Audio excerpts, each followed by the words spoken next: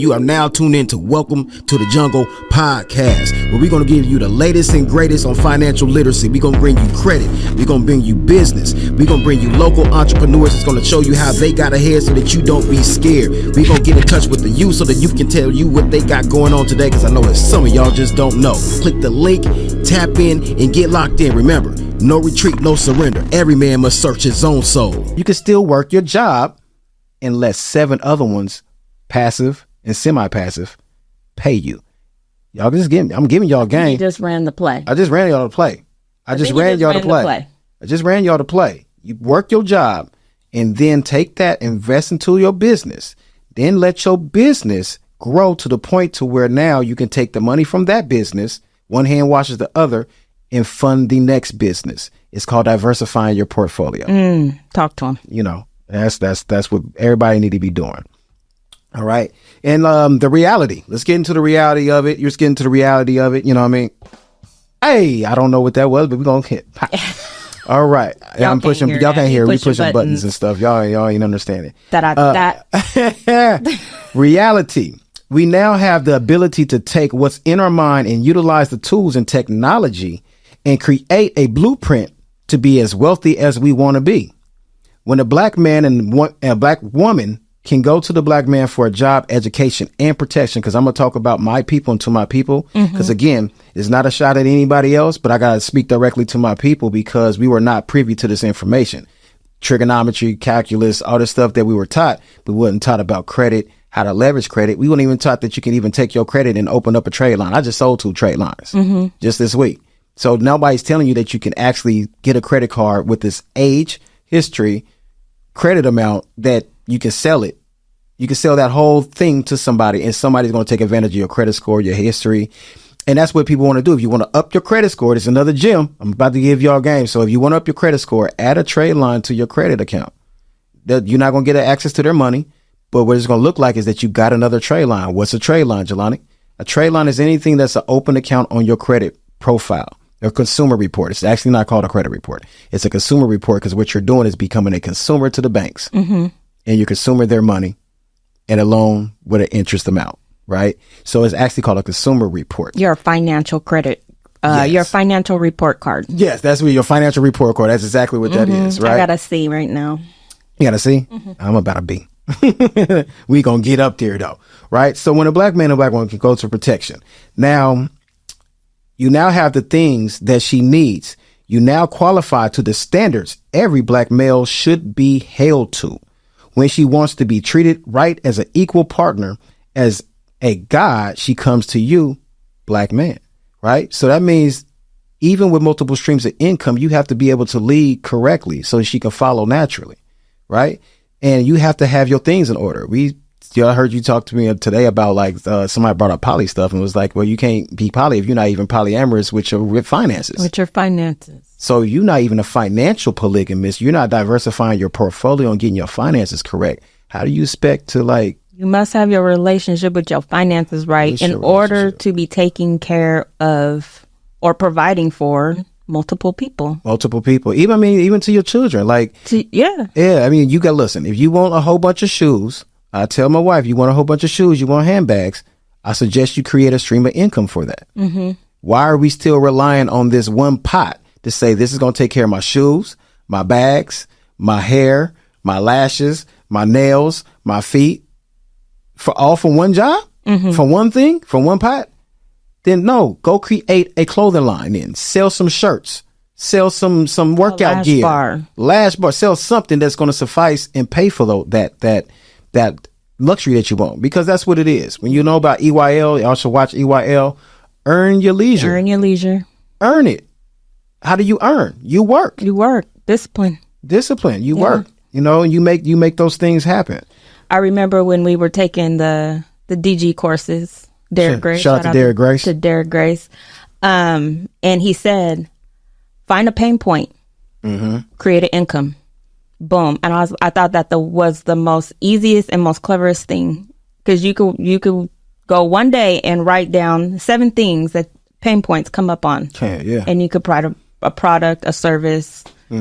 something like that. So absolutely, you definitely should find a pain point. I mean, because I left it like if you guys are entrepreneurs on here, what you guys should be doing is ask your community, ask your people, make a post, talk to your family. What is one thing that's holding you back from being financially free? What's one thing on your credit report that's holding you back? Right? It could be student loans. I took a poll. Student loans, mortgages, inquiries, all these things that people need. Then you make a low ticket product around that. If you make a low ticket product around that particular need, right? And then you start charging $7, $17, $27, $47, $97, right? You start charging these low ticket prices for these things.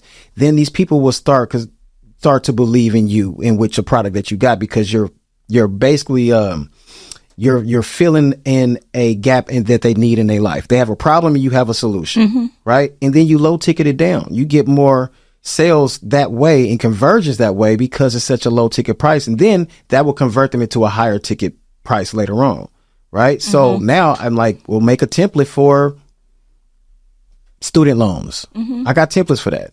$27 here. You can have that. You got to do the work yourself. But if you want the ticket, here it is. Here's an instructional video tell you exactly what to do. And if you work, the program will work for you. You know, it goes back to, what are you good at? Yeah. What's your story? You know, like, everyone has a story to tell, and you can really provide a stream of income based off of your story. You have to, you know, sometimes we don't think what we've been through is of any value. Right. You know, if we've learned a lesson, then it is of value and it is to be shared. It's something I'm learning with my own journey. And you could easily write a biography about yourself or about someone else or about your story, your journey, your struggles, your challenges, something that you've overcome, so you can educate your people in your community. Absolutely. That's what I tell people. It's a course in everybody. You just got to pull it out of you. Course in everybody. It's a course in everybody. If you have healed yourself holistically through healing, you can actually hold a course. You can build a community around that particular course, and you can monetize that, because people are looking for holistic ways of getting better instead of going to this westernized medicine, right? That's giving us more problems. So there's a course in everybody. You know, if you have been through drug addiction, there's a course for that. You know what I mean? You don't have to be certified. You don't have to be certified. We ain't going with that certification stuff. We'll get into that a little later, but you definitely don't have to be certified to become this, because life teaches you the best experiences. And just because you have a degree or a master's degree does not mean you're qualified to be a teacher of that particular subject. So lived experience is the master. Lived experience is the full, is the master. It's the master. You know what I mean? And that's the master of yourself and self-mastery. When you have self-mastery, then that means that you use your trials and tribulations and turn them into triumphs. And because of my triumphs now, I can now teach and give that information back, which makes you a God, because God teaches. Which creates a stream of income. And God's create. Nice. We got some questions coming in. We got some questions coming.